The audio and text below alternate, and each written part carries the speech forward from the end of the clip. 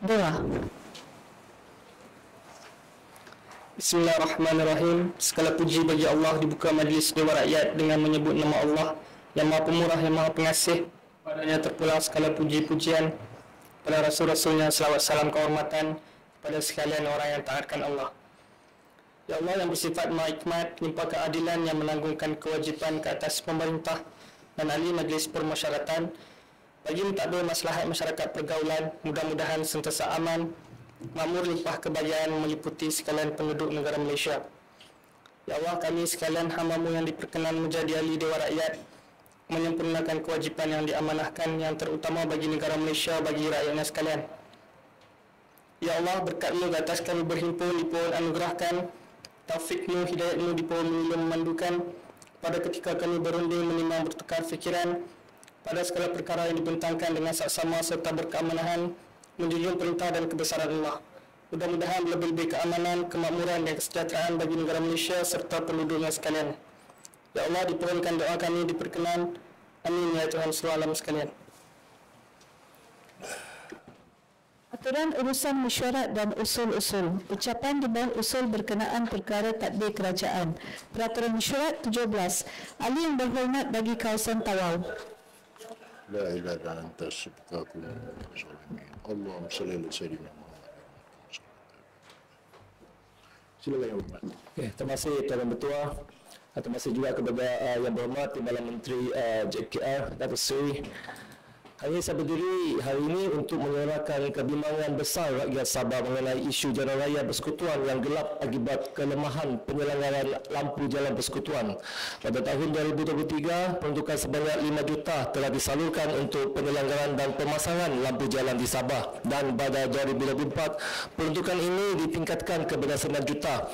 Walaupun ada peningkatan, jumlah ini masih tidak mencukupi. Sabah menghadapi tertunggak backlog dengan izin penyelenggaraan dengan kos penyelenggaraan setiap lampu jalan sekitar 3,000 mengganti feeder pilar dengan izin yang rosak atau dicuri mencecah 20,000 setiap satu, dan kabel bawah tanah berusia 30 tahun yang perlu diganti.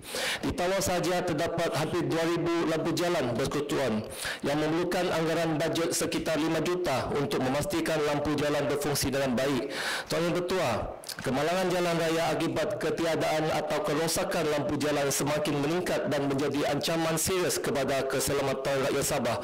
Berdasarkan laporan dalam Jabatan Pengangkutan Jalan JPJ Sabah, lebih 5,000 kes kemalangan direkodkan pada tahun 2023, dengan sekurang-kurangnya 20% daripadanya berlaku di kawasan yang kekurangan pencahayaan jalan.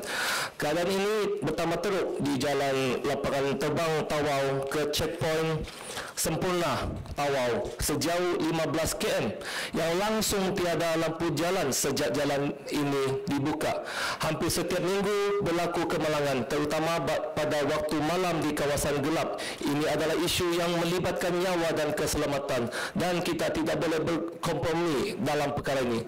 Oleh itu, saya ingin menyuruh Kementerian Kerja Raya untuk memberikan komitmen yang lebih serius dalam menyelesaikan masalah ini. Peruntukan sekurang-kurangnya 50 juta diperlukan untuk menangani isu lampu jalan di seluruh Sabah secara holistik. Jumlah ini adalah munasabah jika dibandingkan dengan keperluan sebenar dan risiko yang dihadapi oleh rakyat Sabah setiap hari. Dengan peruntukan yang mencukupi, kita dapat mengurangkan risiko kemalangan jalan raya secara signifikan dan meningkatkan keselamatan pengguna jalan raya. Tuan Ketua, saya juga mencadangkan akan konsesi penyelenggaraan lampu jalan diserahkan kembali kepada Kerajaan Negeri Sabah. Rekod prestasi menunjukkan bahawa Kerajaan Negeri Sabah melalui JKR Sabah lebih efisien dalam mengurus penyelenggaraan infrastruktur jalan raya. Dengan menyerahkan tanggungjawab ini kepada Kerajaan Sabah, kita dapat memastikan penggunaan kependudukan yang lebih telus, efektif dan memberikan impak maksimum kepada rakyat. Sebagai wakil rakyat Tawau, saya berharap pihak kementerian dapat mempertimbangkan perkara ini dengan segera. Masalah ini bukan hanya melibatkan infrastruktur tetapi juga soal keselamatan, kesejahteraan dan nyawa rakyat Sabah. Sekian, terima kasih. Yang Berhormat Menteri, jawab. Tuan Yang Ketua, terima kasih kepada YB Tawau. Kementerian ini amat mengambil berat akan isu keselamatan jalan raya, khususnya di jalan persekutuan seluruh negara. bukan hanya di Sabah. Kementerian ini melalui program menaik taraf infrastruktur keselamatan jalan raya 2024 ada melaksanakan skop pemasangan lampu jalan di kawasan berlaku kemalangan, berisiko kemalangan akibat jalan gelap. Bagi skop ini, kawasan kerap kemalangan atau berisiko kemalangan seperti di persimpangan, selekoh, jambatan serta kawasan punya kemalangan akan dikena pasti dan pemasangan lampu jalan akan dibuat secara setempat bukan bagi tujuan pencahayaan di sepanjang jalan. Pada tahun 2024, sejumlah 30 juta ringgit telah dibelanjakan untuk pemasangan lampu jalan di 277 lokasi terpilih di Jalan Persekutuan seluruh Malaysia.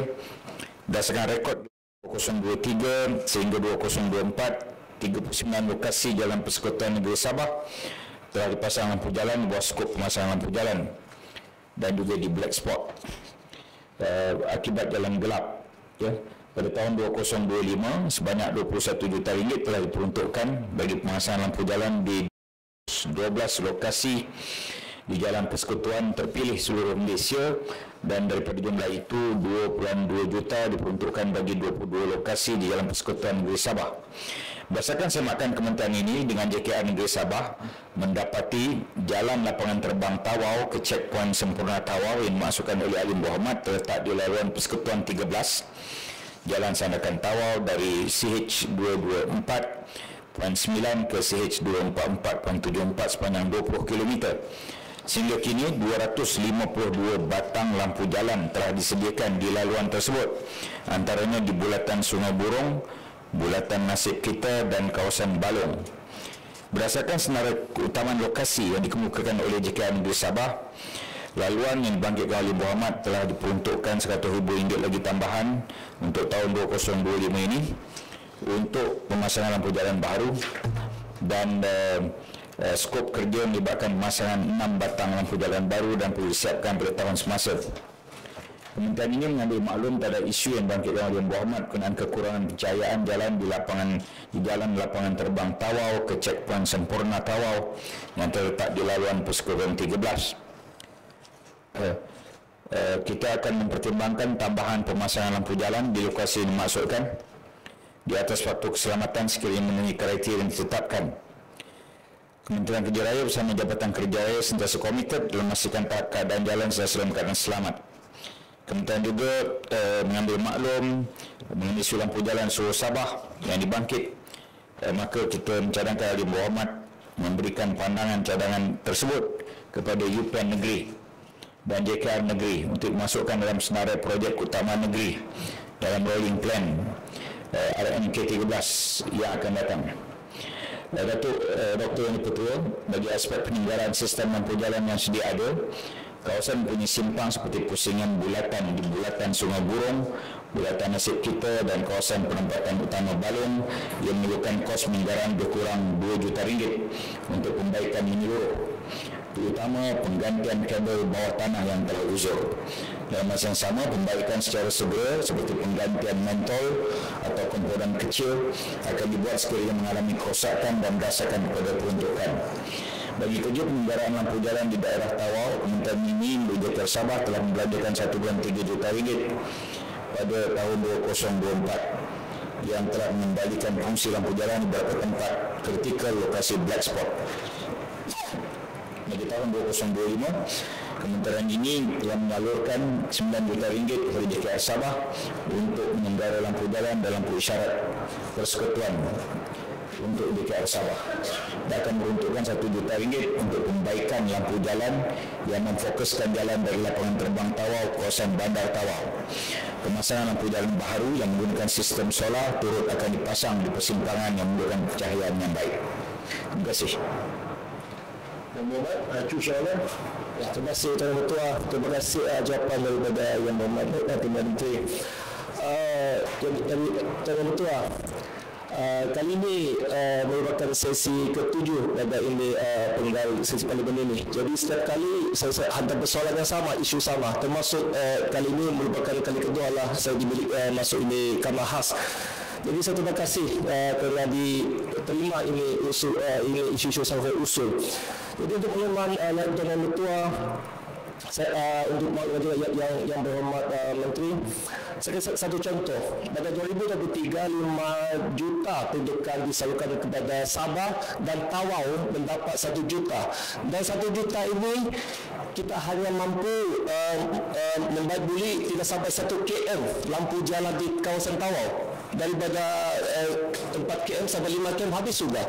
Ini bermakna itu masalah jauh daripada jangan kita. Apa semua ini masalah kena backlogs setelah 6 tahun. Jadi bagi saya yang berhormat, sangat simple saja sebenarnya itu solusi. Jangkaan daripada JKR Sabah ialah kita memerlukan 50 juta untuk membuat buli lampu jalan seluruh Sabah.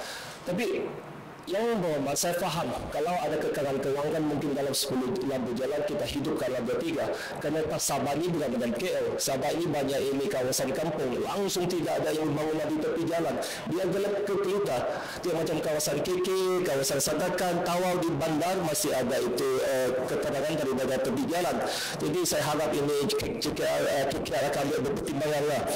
Jadi bagi saya, Tuan Ketua, apa saya sebenarnya atau kerja Negeri Sabah hampir setiap hari kita menerima itu gambaran kemalangan, itu sebab mati atau cedera parah.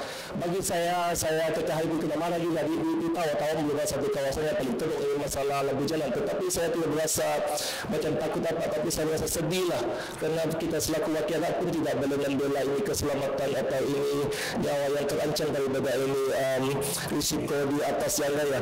Di sini itu segala yang berhormat, saya rasa ini kali ke-9 kalilah saya menyusul isu ini. Saya rasa KKR pun cukup fahamlah. Jadi saya harap ada ini langkah yang terbaik dalam masa terdekat dan segera diselesaikan. Terima kasih. Betul, Ketua.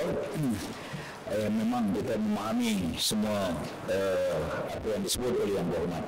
Maka saya ingin bacakan kelulusan yang kita beri pada daerah Tawau, penyelenggaraan lampu jalan. Sebelum saya masuk di kementerian ini, 2022 96,290 saja. 2023 62,000 saja. Sejak saya di kementerian ini 2024 1.3 juta. Banyak tu beza, jauh. Dan 2025 1 juta. Untuk di negeri Sabah sebelum ini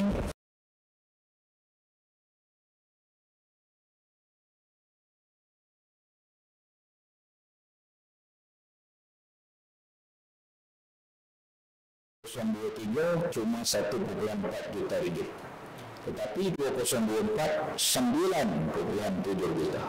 Daripada 1 juta, betul yang itu 9.7 juta. Dan 2025 9 juta. Jumlahnya jelas 21.805 juta. Yang berhormat sebut perlu 50 juta. Setakat ini 21 juta. Jadi belum sampai separuh atas sebab peruntukan kita sudah maklumlah. Tetapi saya ingin mengulang di sini bahawa mengikut kajian MIROS Kementerian Pengangkutan, punca kemalangan ada 3 sebab yang utama. Peratus yang paling kecil 7% keadaan kenderaan. Ada kelalaian sendiri, ya, kelalaian pemandu, misalnya ada pemandu motosikal, pemandu kereta, pemandu bas, lori, kelalaian mereka. Jadi kalau kita menyatakan bahawa kita perlu lampu seberapa banyak yang boleh, dia tidak boleh menyelesaikan masalah kemalangan, Datuk Yang Ketua. Tetapi kita mengambil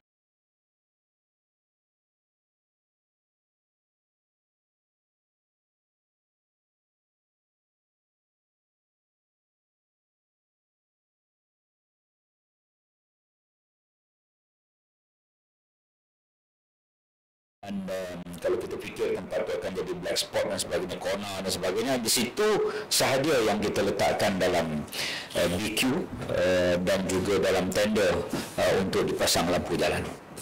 Jadi itulah Betul, betul. Selamat puasa. Baik, ini hari terakhir untuk kamar khas Ramadan ini. Terima kasihlah bagi tahu. Terima kasih. Baik. Ali yang berhormat di kawasan Tawau. Silakan Yang Berhormat. Terima kasih Tuan Ketua. Terima kasih lagi Tuan Ketua. Saya ingin menarik perhatian kepada isu kritikal yang lama membelenggu masyarakat di Tawau Sabah, iaitu masalah banjir berulang di bandar Tawau. Banjir yang berlaku lebih 4 kali setahun ini mengancam keselamatan lebih 500,000 penduduk, merosakkan infrastruktur dan menjejaskan ekonomi setempat. Sebagai contoh, pada tahun 2023, kawasan seperti Kampung Rawa-Rawa, Batu Empat, Batu Dua Apas, Sing-On dan Tanjung Batu Keramat dilanda banjir kilat, memaksa ratusan keluarga berpindah ke pusat pemindahan sementara. Bagi mengatasi masalah ini, saya mengesah Kementerian untuk mempercepatkan pelaksanaan projek rancangan tebatan banjir Lembangan Tawau, Sungai Tawau, Sabah Fasa 1B. Projek ini penting untuk melindungi kawasan terjejas daripada bencana banjir pada masa depan. Antara langkah utama ialah membesarkan muara sungai Kinabutan Kecil dan muara Sungai Tawau bagi meningkatkan kapasiti sungai untuk menampung aliran air tinggi semasa hujan lebat. Pembesaran sungai sepanjang 4 km dari Kampung Titingan hingga ke kawasan yang lebih selamat juga kritikal. Pemasangan kunci air atau tidal gate adalah penting untuk mengawal aliran air dan mengurangkan risiko banjir. Selain itu, saya ingin menekankan kepentingan memperbaiki sistem pengaliran loncongan Sungai Tawau melalui Kampung Pasir Putih dan Kampung Kukusan hingga ke lautan. Ini langkah strategik untuk memastikan air banjir dapat dialirkan dengan cepat tanpa mengancam kawasan penempatan penduduk. Dalam masa sama, peruntukan untuk pembinaan jambatan baru di Jalan Apas Batu 2 yang tersenarai dalam projek perancangan tempatan banjir fasa 1A juga perlu diberikan perhatian segera. Jambatan sedia agar tidak dapat digunakan selepas kerja pembesaran sungai dilaksanakan sepenuhnya, menyebabkan masalah logistik yang serius jika tidak ditangani. Saya menegaskan bahawa isu banjir ini bukan sekadar isu tempatan, tetapi melibatkan keselamatan, ekonomi dan kesejahteraan rakyat secara keseluruhan. Oleh itu, Kementerian perlu memberikan komitmen jelas dan tindakan segera untuk merealisasikan projek-projek yang telah dirancangkan ini. Kerjasama erat antara Kerajaan Persekutuan dan Negeri adalah kunci kejayaan menangani isu banjir di Tawau. Dengan mempercepatkan pelaksanaan projek rancangan tempatan banjir Lembangan Tawau fasa 1B, kita bukan sahaja dapat mengurangkan risiko bencana tetapi juga meningkatkan kualiti hidup penduduk terjejas. Saya berharap Kementerian dapat bertindak segera demi rakyat Tawau. Sekian, terima kasih. Terima kasih Datuk Yang Di-Ketua. Pertamanya, terima kasih di atas keprihatinan Ahli Yang Berhormat Tawau berhubung isu banjir di Tawau. Untuk makluman Ahli Yang Berhormat, projek rancangan tempatan banjir ataupun RTB Sungai Tawau, Lembangan Sungai Tawau, Sabah Fasa 1A dengan kos berjumlah 27.5 juta ringgit telah siap pada Februari 2024. Melalui pelaksanaan projek ini, jajaran Sungai Tawau sepanjang 900 meter di bahagian hilir ataupun dengan izin downstream telah dinaik taraf melalui kerja pelebaran dan pengorekan sungai, termasuklah pembinaan struktur perlindungan tebing dan lintasan pejalan kaki. Sebagai makluman Ahli Yang Berhormat, kerja menaik taraf muara Sungai Tawau telah dilaksanakan dalam projek ini. Kementerian Peralihan Tenaga dan Transformasi Air ataupun PETRA melalui Jabatan Pengairan dan Saliran JPS juga telah mengemukakan permohonan kelulusan peningkatan kos untuk melaksanakan kerja pembinaan jambatan Sungai Apas yang telah sebelumnya dikeluarkan dari kontrak asal disebabkan isu pengambilan tanah. Oleh demikian, tertakluk kepada kelulusan, projek ini dijangka akan ditender semula pada Oktober ataupun ditender baru pada Ogos 2025 dan kerja pembinaan jambatan dijangka siap dalam tempoh 30 bulan. Petra melalui JPS juga telah menyenaraikan projek rancangan tempatan banjir Sungai Tawau Fasa 1B di bawah permohonan Rolling Plan pertama Rancangan Malaysia ke-13 dengan anggaran kos sebanyak 132 juta ringgit. Skop utama fasa 1B ini adalah menaik taraf Sungai Tawau sepanjang 2.3 km bermula di alur keluar ataupun outlet dengan izin Sungai Tanjung ke Sungai Rakis melalui jambatan Sungai Apas. Sebagai makluman ahli yang berhormat, skop projek juga akan melibatkan kerja menaik taraf sungai sepanjang 4 km bermula dari Kampung Titingan hingga ke kawasan kritikal yang telah dikenal pasti. Berdasarkan reka bentuk awalan, fasa 1B ini kelak akan mengurangkan risiko banjir kepada 19,500 penduduk yang terjejas banjir melibatkan kawasan seluas 600 hektar. Selain itu, Petra melalui JPS juga telah memohon projek pemeliharaan muara Sungai Kinabutan kecil di bawah RP1 RMK 13 dengan anggaran kos sebanyak 80 juta ringgit. Untuk makluman ahli yang berhormat, cadangan menaik taraf lencongan Sungai Tawau melalui Kampung Pasir Putih dan Kampung Kukusan hingga ke lautan juga telah dimohon untuk dilaksanakan pada tahun 2026. RMK ke-13 menggunakan peruntukan kerajaan negeri. Yang ini di bawah kerajaan negeri Sabah dengan jumlah kos sebanyak 10 juta ringgit. Skop utama projek adalah kerja-kerja menaik taraf lencongan Sungai Tawau bagi meningkatkan kapasiti aliran air bagi mengatasi masalah banjir. Sebagai penyelesaian jangka pendek untuk memastikan saliran berfungsi dengan baik, Petra melalui JPS melaksanakan kerja-kerja kecil di bawah projek pemeliharaan sungai untuk mengurangkan risiko banjir. Peruntukan berjumlah 1.54 juta ringgit telah disalurkan untuk Parlimen Tawau pada tahun 2022 sehingga 2024 untuk melaksanakan 8 projek dengan skop utama seperti pengaluran sungai, menstabilkan tebing sungai dan menaik taraf saluran serta struktur berkaitan. Pada tahun ini pula, sebanyak RM300,000 diperuntukkan untuk melaksanakan satu kerja sebut harga. Sekian, terima kasih Datuk Yang di-Pertua. Soalan. Okay. Terima kasih Tuan Dan Pertua. Untuk makluman yang berhormat Tuan Malam Menteri, Tawau merupakan hub kepada kawasan pantai timur Sabah. Apa yang berlaku di Tawau akan memberi impak serta kesan kepada kawasan lain yang mempunyai penduduk lebih 1 juta penduduk. Oleh sebab tersebut, saya memohon pertimbangan kerajaan untuk memberi perhatian khusus terhadap isu ini. Apakah langkah tambahan dan proaktif yang telah diambil oleh kerajaan untuk mengurangkan kesan banjir di kawasan seperti Kampung Rawa-Rawa, Batu Empat, Batu Dua Apas dan Singon yang semakin teruk?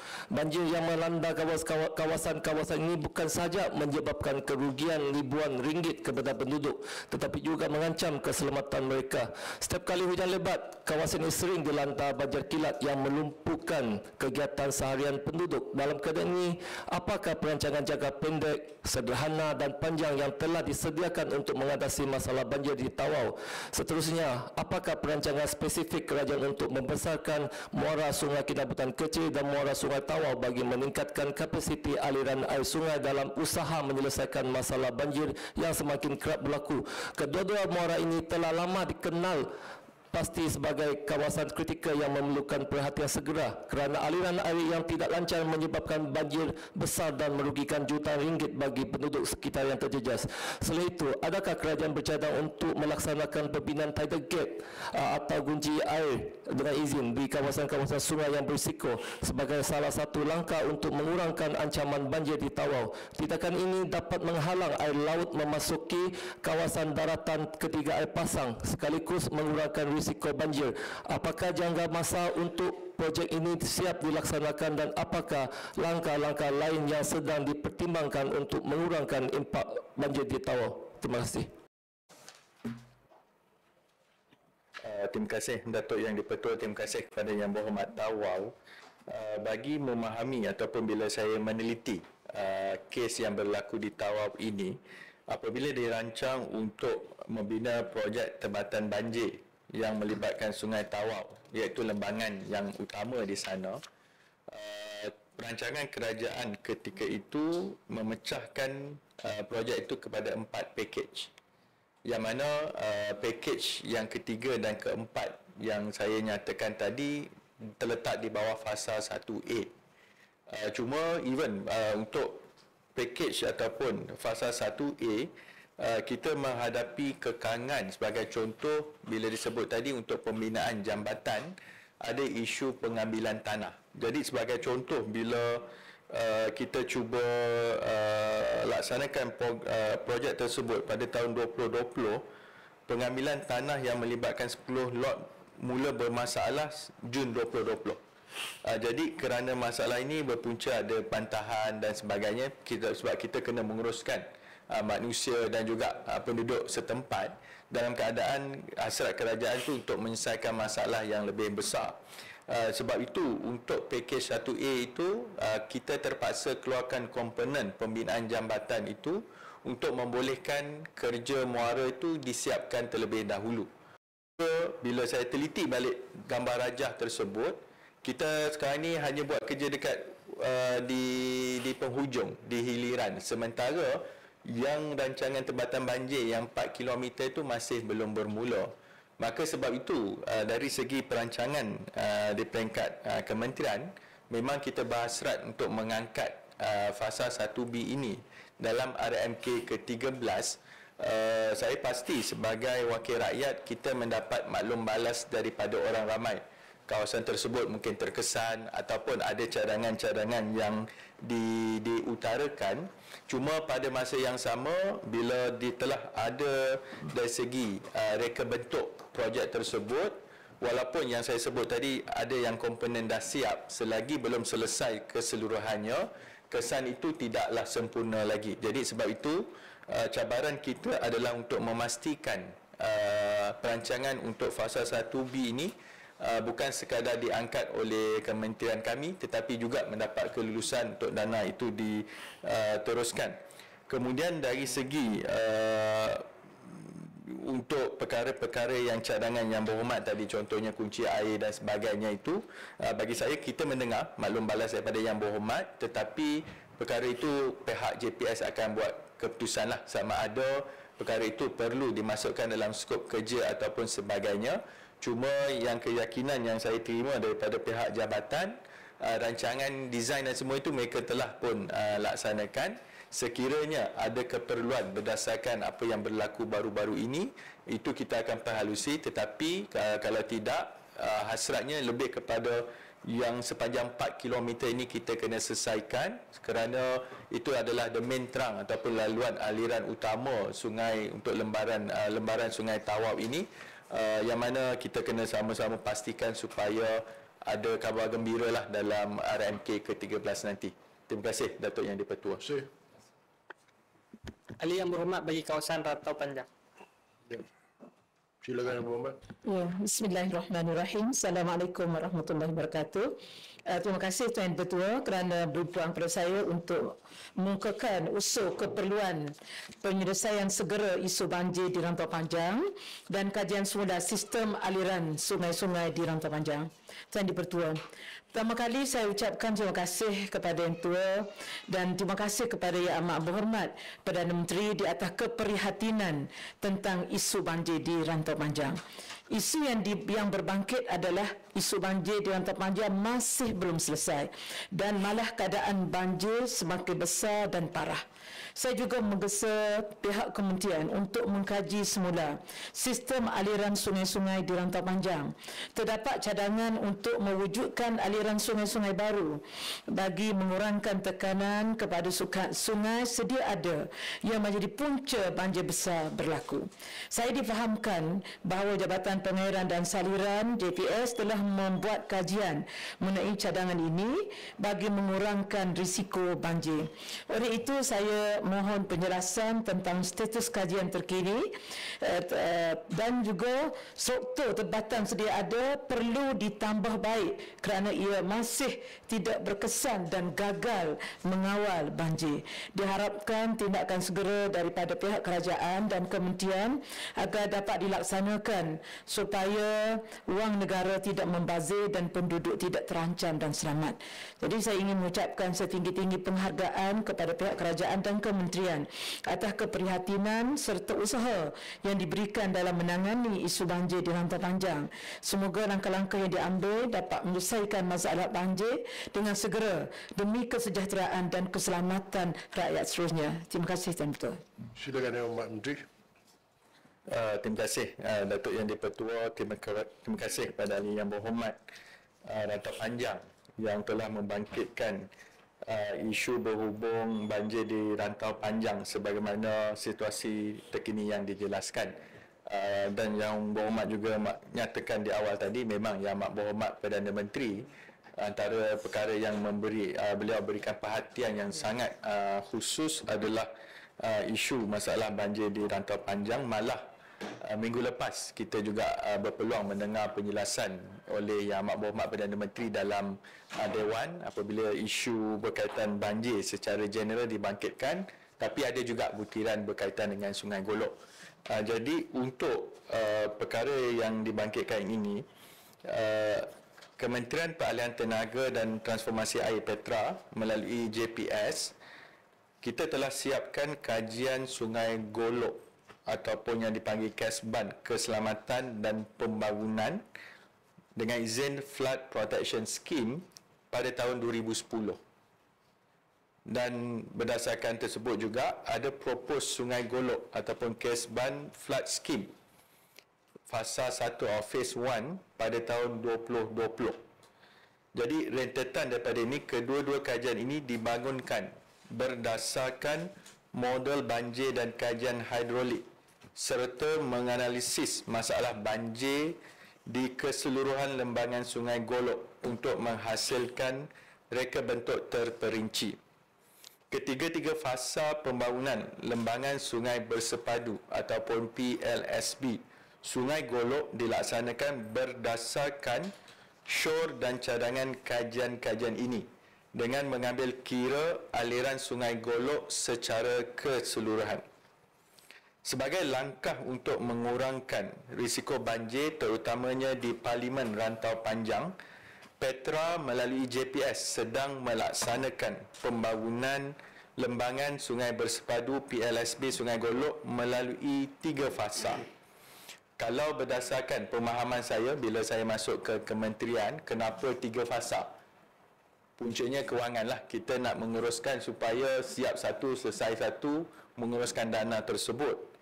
Tapi untuk dalam situasi sekarang, fasa pertama PLSB Sungai Golok adalah melibatkan jajahan tumpat dan sebahagian pasir mas. Projek ini sedang dalam pelaksanaan dan kemajuan terkini di tapak adalah 70%. Kalau ikut jadual, projek ini dijangka siap sepenuhnya tahun 2026. Julai macam itulah yang dinyatakan ketika ini. Fasa kedua pula adalah melibatkan jajahan jeli, rantau panjang dan sebahagian pasir mas. Yang ini yang Amat Berhormat Perdana Menteri bila beliau sebut kita nak segerakan, maka projek ini sedang dalam proses perolehan dan berdasarkan perancangan, kerja fizikal dijangka akan bermula pada Julai 2025 dan siap sepenuhnya pada tahun 2030. Maksudnya tak tunggu fasa 1 siap, kita dah mula dah kerja-kerja untuk fasa 2 ini. Fasa ketiga pula, PLSB Sungai Golok pula melibatkan jajahan tumpat, pasir mas, jeli dan rantau panjang. Fasa ini dilaksanakan secara reka dan bina, akan menjadi pelengkap kepada fasa pertama dan kedua. Projek telah mula dilaksanakan pada April 2024. Tahun lepas kita dah mula.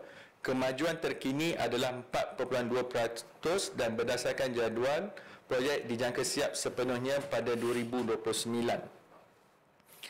Kerajaan di peringkat persetujuan juga telah menubuhkan satu jawatankuasa khas penyelarasan PLSB Sungai Golok yang dipenguruskan oleh Ketua Setiausaha Negara untuk memantau pelaksanaan dan membangunkan strategi mempercepatkan pelaksanaan projek bagi meningkatkan kesejahteraan rakyat.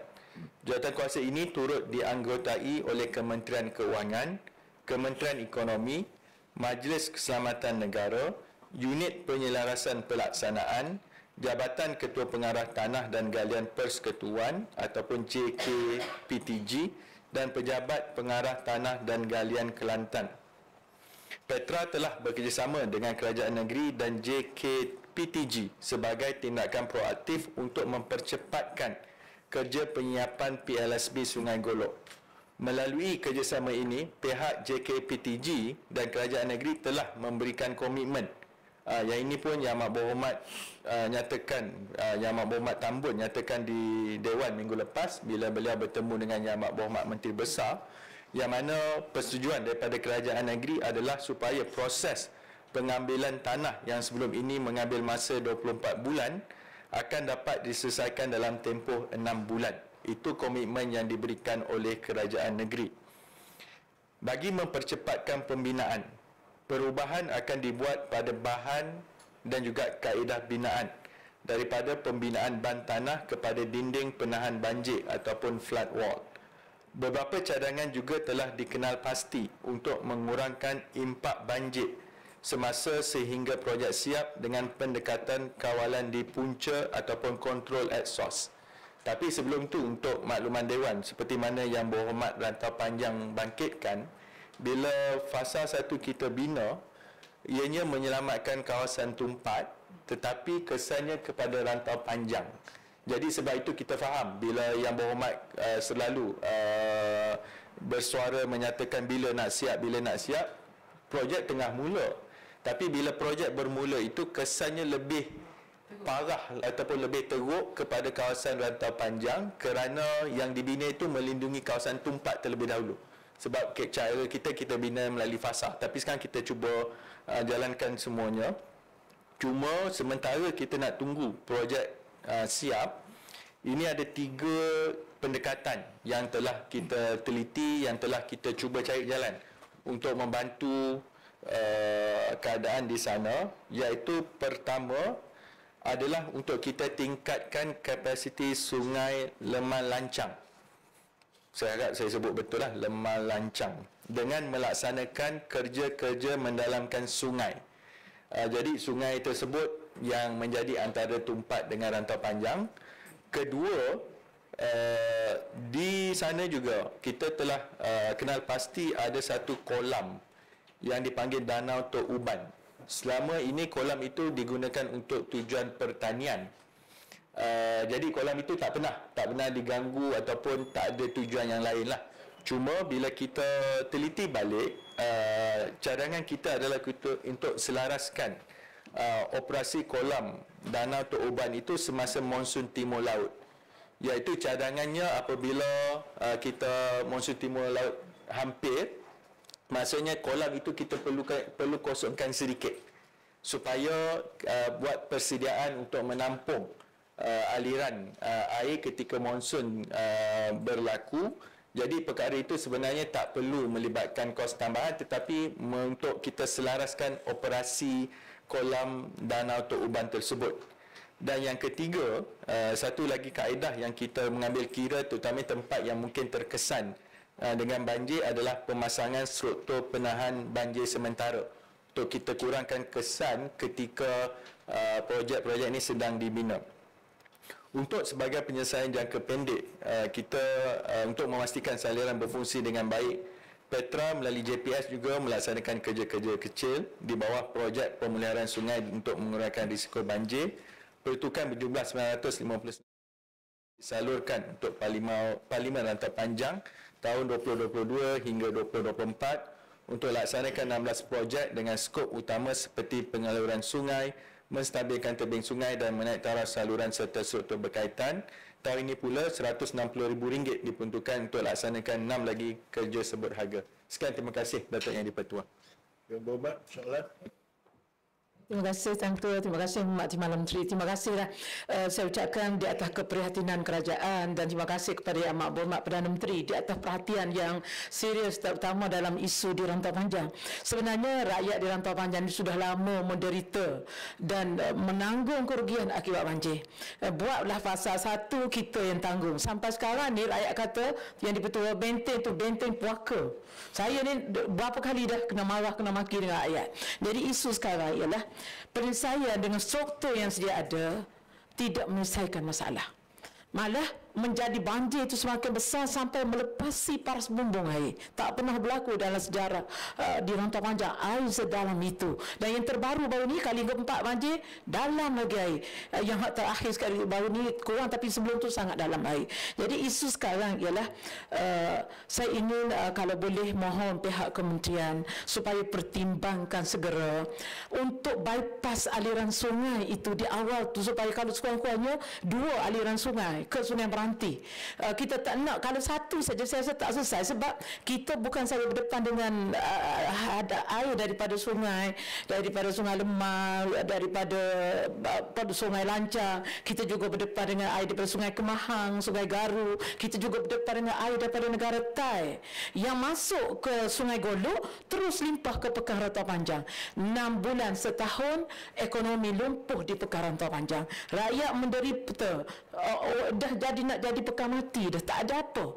Jadi sekarang ni apa yang dibuat sekarang oleh kerajaan, dia tidak menyelesaikan masalah. Walaupun saya tahu kerajaan cuba sedaya upaya, tetapi struktur yang sedia ada tidak menyelesaikan masalah, malah semakin teruk. Jadi saya harapkan supaya disegerakan penyelesaian, iaitu dengan mengalihkan aliran air itu di beberapa aliran sungai. Mungkin tak cukup satu sungai, mungkin perlu 2 sungai ataupun 3 sungai di punca awal, dan buat sesuatu bagaimana untuk mendalamkan juga Sungai Golok tu. Mungkin boleh runding antara G to G, sebab saya tahu itu sungai sempadan antara 2 negara.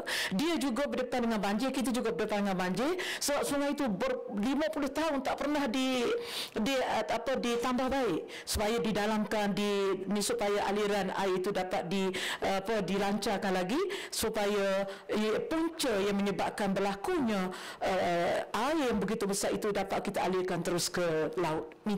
Mohonlah pertimbangan daripada pihak kementerian. Yang Berhormat Menteri. Terima kasih Datuk Yang Di-Pertua, terima kasih kepada Yang Berhormat. Bila berlaku ialah musibah, bila berlaku kesannya adalah kepada penduduk setempat. Yang mana sebab itu bila kita teliti balik dari segi pelaksanaan projek ini, bila disusun itu memang berfasa. Fasa 1, 2, 3. Jadi kalau sekiranya tahun lepas, kalau Yang Amat Berhormat Perdana Menteri, bila kita teliti balik, kalau beliau tidak masuk ataupun intervene, hanya membiarkan projek ini berjalan mengikut seperti mana yang dirancang, memang sengsaralah Rantau Panjang sehinggalah selesai satu persatu. Malah bila selesai fasa 1, Rantau Panjang makin sengsaralah seperti mana yang Berhormat sebutkan. Jadi untuk urusan tersebut memang komitmen yang diberikan, Yang Berhormat memang kalau tidak ada fasa 2 ini bergerak lagi, memang fasa 1 itu menyebabkan hanya kawasan sebelah tumpat dilindungi, tapi Rantau Panjang itu terganggu sebab dia memang memotong tengah-tengah. Jadi nak kata struktur ini akan menyebabkan keadaan bertambah buruk secara keseluruhannya, saya rasa bila dah selesai semua, insya-Allah keadaan itu bertambah baik. Tapi itu yang pandangan kita tak boleh tunggu. Yang Amat Berhormat Perdana Menteri bagi arahan bila beliau turun ke lapangan, dia semak sendiri, walaupun dari segi alasan kenapa kita terpaksa pecah 3 fasa sebelum ini, kerana isu kewangan dan sebagainya, komitmen Yang Amat Berhormat Perdana Menteri tak apa, kita jalan. Sebab ini lebih utama daripada isu wang ringgit. Sebab itu Yang Amat Berhormat Perdana Menteri punya komitmen. Cuma untuk dari segi apa yang disebut, yang saya sebut tadi, ada 3 kaedah untuk kita cuba leraikan sedikitlah. Yang disebut Danau Tok Uban tadi, Danau Tok Uban, empangan ataupun kolam itu berada dekat atas sini. Jadi pengharapannya supaya sebelum air itu sampai ke Rantau Panjang, kita nak simpan dulu kat sini ketika musim tengkujuh. Selama ini kolam itu tidak pernah ada fungsi untuk tujuan banjir. Jadi dia simpan, memang kolam tu simpan air untuk pertanian, tapi tak pernah dikosongkan. Jadi tahun ini pihak JPS telah teliti balik untuk supaya fungsi ini jadi 2 fungsi untuk bermula tahun ini, iaitu musim monsun tengkujuh nanti kita kosongkan sebahagian supaya dia akan memberi ruang untuk air itu disimpan bila hujan turun dan sebagainya lah. Yang kedua, bila kita sebut untuk kita tingkatkan kapasiti Sungai Lemah Lancang, sungai itu sebenarnya terletak bersekali dengan yang katanya tadi yang puaka tadi, apa nama, benteng puaka tu, kerana benteng itu menyebabkan air terkepung di rantau panjang. Sungai situ semakin inilah, jadi cadangan kita adalah untuk kita mengorek sungai itu, walaupun kerja itu fasa 2 belum bermula, yang ini yang kita nak segerakan dulu. Sebab tak boleh bagi alasan sekadar tunggu fasa kedua baru rantau panjang selesai. Sebab fasa 1 ni kalau siap pun rantau panjang masih menghadapi cabaran yang besar. Maka apa yang kita buat adalah kita telah melihat dari segi kos itu, kita dahulukan untuk mendalamkan sungai tersebut. Berdasarkan perbincangan tadi, kita cuba dalam 8-9 juta yang 9 juta ringgit yang kita bersetuju untuk kita segerakan, kita korek dulu sungai tersebut. Sebab kalau tidak memang akan ada isu yang berulang lagi lah. Kita nak elakkan perkara tersebut untuk bertambah parah. Berkenaan dengan dari segi Sungai Golok itu sendiri, seperti mana yang Amat Berhormat Perdana Menteri bagi komitmen dalam Dewan, masa inilah kita nak menggunakan kelebihan hubungan baik dengan negara jiran, terutamanya bila ada lantikan penasihat dan sebagainya di sebelah Thailand sana. Memang antara perkara yang dibincangkan itu adalah bagaimana untuk kita mendalamkan Sungai Golok. Tetapi perkara ini dia ialah bila saya cuba memahami teknikaliti apakah cabarannya. Satu, isu sempadan. Yang kedua, isu siapa nak tanggung kos dan sebagainya lah. Cuma komitmen daripada kerajaan, perkara ini memang kita kena berbincang dengan kerajaan negara Thailand untuk mencari jalan bagi mengorek, mendalamkan Sungai Golok, terutamanya sebelah muara. Dan perkara ini memang kalau ikut perbincangan dalaman, perkara ini kita perlu selaraskan dengan Kementerian Luar Negeri supaya ini juga melibatkan kedua-dua belah negara. Jadi ada lagi soalan yang saya boleh ke Yang Berhormat Datuk? Ia berkaitan dengan bypass sungai itu di Sungai Lemah, bawa air itu ke Sungai Meranti. Okey, yang itu kita sebenarnya terbuka. Maksudnya sekiranya ada keperluan bila perkara itu untuk kita laksanakan, kita tengok keberkesanan. Kalau ikut rancangan ataupun design yang kita buat ini adalah mengikut ARI 50, maksudnya banjir 50 tahun yang tu kita boleh tampung lah. Cuma di sini untuk pandangan saya lah, ini bila saya teliti, bila tengok fasa pertama, selain cabaran teknikal, maksudnya nak cari mana sungai untuk kita sambung dan sebagainya, antara isu yang kita berdepan berulang kali di Sungai Golok ini adalah isu pengambilan tanah Datuk Yang di-Pertua. Jadi untuk makluman Yang Berhormat, sebagai contoh, dia punya kerumitan itu bukan hanya soal teknikal, tapi contohnya untuk fasa 1 ni masih ada lagi lot-lot yang kita tak dapat selesaikan lagi ni, lot-lot tanah. Jadi saya cuba bayangkan bila Yang Berhormat punya cadangan kita buat pintasan, maksudnya kita kena ada ambil tanah baru dan sebagainya. Walaupun Yang Berhormat bila kemukakan perkara tersebut nampak macam pintasan lah, nak menyelesaikan masalah dengan lebih cepat, kebimbangan saya itu adalah dia akan melibatkan balik isu pengambilan tanah dengan penduduk-penduduk kampung, yang mana proses itu pun akan memakan masa yang panjang. Dan kalau kita lihat daripada sini, pemahaman saya, selain masih ada tanah-tanah yang perlu diuruskan oleh pihak berkuasa tanah, terutamanya di peringkat negeri, saya difahamkan ada juga yang sebenarnya ada kes mahkamah yang penduduk nak bawa dan sebagainya. Ini yang akan melambatkan lagi proses. Tapi kalau pandangan saya, perkara inilah, itu adalah hak kita sebagai tuan tanah. Ada dia punya pandangan dia. Tetapi kalau Yang Berhormat boleh bantu untuk meredakan ataupun meyakinkan orang-orang tertentu untuk berikan kerjasama, saya percaya bila masuk fasa 2 dan fasa 3, isu tanah ni akan timbul balik, yang mana sebab itu kerajaan negeri dah bagi komitmen. Kalau biasanya di Kelantan ni 2 tahun kita berunding dindong-dindong sana 24 bulan, komitmen yang Amat Berhormat Perdana Menteri ikat dengan Menteri Besar bagi juga komitmen 6 bulan. Yang ni Yang Berhormat boleh bantu kami. Sebab kalau bagi saya, selagi isu, walaupun saya laporkan tadi 70% fasa 1 punya progres, tapi yang sangkut sekarang ni isu pengambilan tanah. Jadi 6 bulan tu, minggu lepas MB Kelantan bagi komitmen, harapnya tahun ni selesai lah, bulan 6, bulan 7 ni sepatutnya dah ada jalan keluar untuk pengambilan tanah.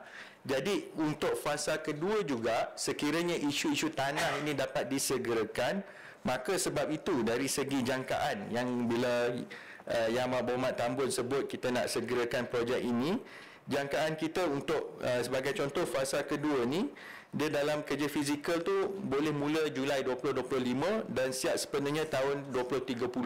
Jadi kurang-kurang dia boleh selesaikan lebih cepat daripada jangkaan awal bila didesain bila kita mulakan projek inilah.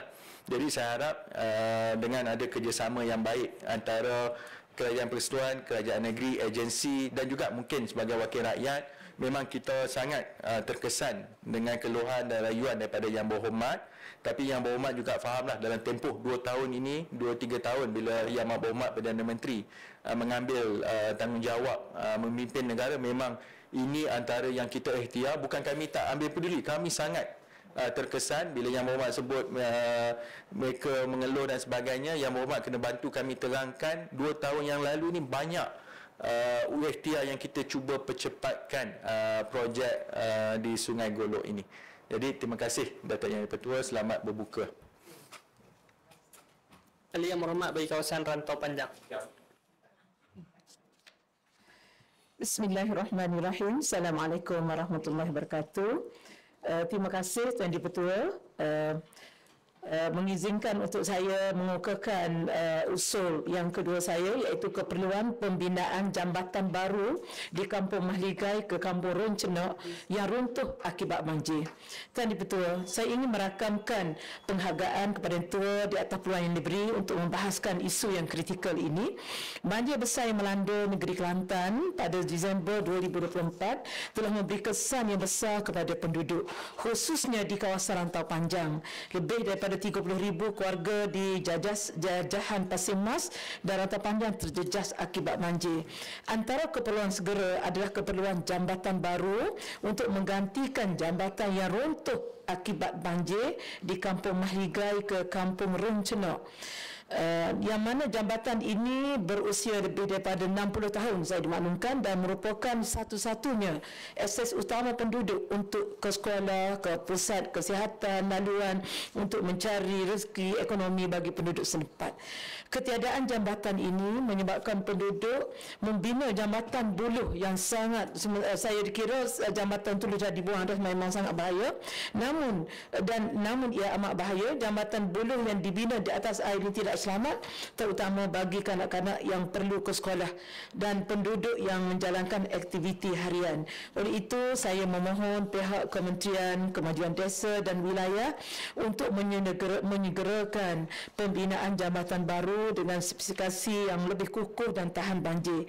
Jambatan ini dianggarkan panjangnya lebih kurang 100 meter dan pembinaannya sangat mendesak bagi memastikan keselamatan serta kesejahteraan penduduk. Saya berharap pihak kementerian dapat memberikan perhatian segera terhadap isu ini. Terima kasih Yang Dipertua. Yang Berhormat Menteri. Assalamualaikum warahmatullahi wabarakatuh. Terima kasih Datuk Yang Dipertua. Terima kasih YB Rantau Panjang atas soalan ini. Datuk Yang Dipertua, Kementerian Kemajuan Desa dan Wilayah mengambil maklum berkenaan keperluan mendesak bagi membina jambatan baru bagi menggantikan jambatan sedia ada yang runtuh akibat banjir besar pada bulan Disember 2024 yang lalu. Untuk makluman Yang Berhormat, kementerian ini telah pun menerima permohonan membina baru jambatan Kampung Roncenok Rantau Panjang, Pasir Mas, Kelantan daripada pejabat Kementerian Kemajuan Desa dan Wilayah Negeri Kelantan melalui surat bertarikh 3 Februari 2025, dan permohonan ini adalah merujuk kepada projek membina jambatan yang dibangkitkan oleh Yang Berhormat. Berdasarkan pemerhatian awal pihak KKW Negeri Kelantan, semasa lawatan tapak pada 16 Januari 2025 yang lalu, faktor utama yang menjadi punca kegagalan struktur jambatan tersebut adalah disebabkan oleh longgokan tumbuhan air yang telah menutup keseluruhan permukaan sungai. Apabila berlaku peningkatan paras air sungai, longgokan tumbuhan air yang banyak dan berat ini telah tersekat pada struktur tiang dan lantai jambatan, seterusnya mewujudkan daya tekanan yang berlebihan pada struktur jambatan berkenaan. Daya tekanan yang terhasil daripada longgokan tumbuhan air ini akan ditambah dengan tekanan daripada aliran air sungai yang laju yang telah menyebabkan kegagalan struktur jambatan tersebut. Pihak kementerian mengambil maklum kesukaran penduduk kampung untuk melakukan aktiviti harian seperti menghantar anak ke sekolah kerana terpaksa melalui laluan alternatif yang jauh. Tadi saya kira dalam lingkungan lebih 30 km. Justru itu kementerian telah mengemukakan permohonan membina jambatan baru dari Kampung Mahligai ke Kampung Rong Cenok untuk pertimbangan dan kelulusan Kementerian Ekonomi untuk dilaksanakan pada rolling plan pertama rancangan Malaysia ke-13. Terima kasih Tuan-Tuan. Soalan Muhammad. Ya, terima kasih Tuan Tua, terima kasih Yang Berhormat Timbalan Menteri di atas keprihatinan pihak kementerian untuk menyelesaikan isu rakyat di Kampung Mahligai dan Kampung Rencenok. Soalan tambahan saya, apakah langkah segera dan peruntukan yang telah disediakan oleh kerajaan bagi pembinaan jambatan sementara? Sebab Yang Berhormat, kalau nak tunggu jambatan tetap tu mungkin lama lagi. Jadi perlu kepada jambatan yang sementara di Kampung Mahligai ke Kampung Rencenok, termasuk juga jangka masa penyelesaian, mungkin bila akan bermula, bila akan selesai, dan macam adakah reka bentuknya boleh bertahan dengan rumput yang begitu tebal sebagaimana Yang Berhormat sebut tadi, dan serta kita melihat kesan yang sangat besar sekali ialah kesan sosial. So mereka nak pergi menoreh, nak pergi klinik, semua menggunakan jalan itu. Jadi dengan ketiadaan jambatan ini menyebabkan kesan yang sangat besar kepada penduduk. Jadi apakah mekanisme pemantauan serta pelan jangka pendek dan jangka panjang untuk memastikan supaya infrastruktur ini dapat dibina walaupun dalam bentuk yang sementara dan ada yang hak kekal, supaya infrastruktur ini lebih kukuh dan berdaya tahan. Minta penjelasan. Terima kasih Tuan Ketua. Untuk makluman Yang Berhormat, kementerian ini tidak mempunyai butiran terperinci tentang langkah dan peruntukan segera yang disediakan oleh kerajaan pada masa ini, susulan daripada kejadian jambatan Rong Cenok yang runtuh ini. Namun begitu, kementerian percaya bahawa tindakan di bawah arahan Majlis Keselamatan Negara MKN nombor 20 telah diaktifkan bagi menggerakkan tindakan segera jangka pendek yang melibatkan agensi di peringkat negeri, terutamanya JPS selaku pemilik asal jambatan dan juga JKR bagi menyediakan laluan alternatif. Di pihak kementerian KKW, kami akan meletakkan keutamaan yang tinggi supaya projek jambatan baru ini dapat diberi kelulusan di bawah Kementerian Ekonomi pada RP1 RMK 13 tahun 2026. Sebab sekarang dah tahun 2025, bajet dah kita settlekan, maksudnya telah diluluskan, dan kita baru terima permohonan projek ini. Tak pernah tersenarai pun projek ini sebelum inilah untuk yang. Jadi insya-Allah jika projek ini dapat diluluskan, kementerian akan segera melantik JPS sebagai agensi pelaksana bagi projek ini kerana difahamkan segala reka bentuk jambatan baru telah disediakan oleh JPS Kelantan. Selaku jabatan teknik, reka bentuk jambatan yang akan dibina nanti akan mengambil kira paras banjir dan akan meminimumkan struktur tiang jambatan dalam sungai bagi mengurangkan risiko kejadian yang sama berlaku nanti, ya. Berkenaan keadaan rumput yang tebal dan panjang yang menjadi salah satu punca jambatan runtuh, kerja pembersihan ini adalah di bawah bidang kuasa GPS. Sekian, terima kasih. Okay. Terima kasih Yang Berhormat. Sebelum saya menutup kamar ini, ucapan penangguhan kamar khas akan saya bacakan. Ahli Yang Berhormat, sebelum saya menangguh sesi kamar khas bagi mesyuarat pertama bagi tahun 2025 ini, saya ingin merakamkan penghargaan kepada semua ahli yang berhormat yang telah mengambil bahagian dalam sesi kamar khas panjang mesyuarat pada sesi ini. Kamar khas bagi mesyuarat pertama ini telah menyaksikan sejumlah 65 usul peraturan mesyuarat 17 yang melibatkan 20 kementerian telah dirundingkan di kamar khas dalam tempoh 17 hari. Di samping itu, satu usul peraturan mesyuarat 18 telah dirundingkan dan satu sesi penerangan menteri telah diadakan. Kamar khas kali ini juga telah memberi peluang kepada seramai 4 orang ahli daripada pihak backbenchers dan 3 orang daripada ahli pembangkang untuk mempengerusikan mesyuarat kamar khas di bawah peraturan 16 dan braket 5. Ahli yang berhormat, dengan ini tamatlah sesi kamar khas bagi mesyuarat kali ini.